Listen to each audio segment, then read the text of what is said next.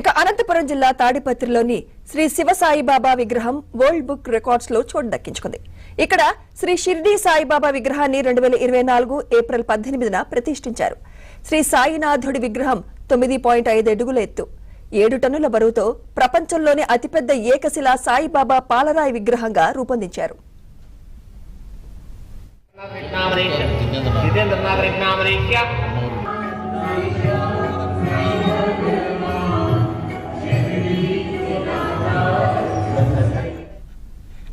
దేశంలో ఉన్న శ్రీ షిరిడి సాయిబాబా విగ్రహాలకు భిన్నంగా సుందరమైన ముఖ కవళికలతో పాటు ఖచ్చితత్వంతో జైపూర్ శిల్పులు నిర్మించారు.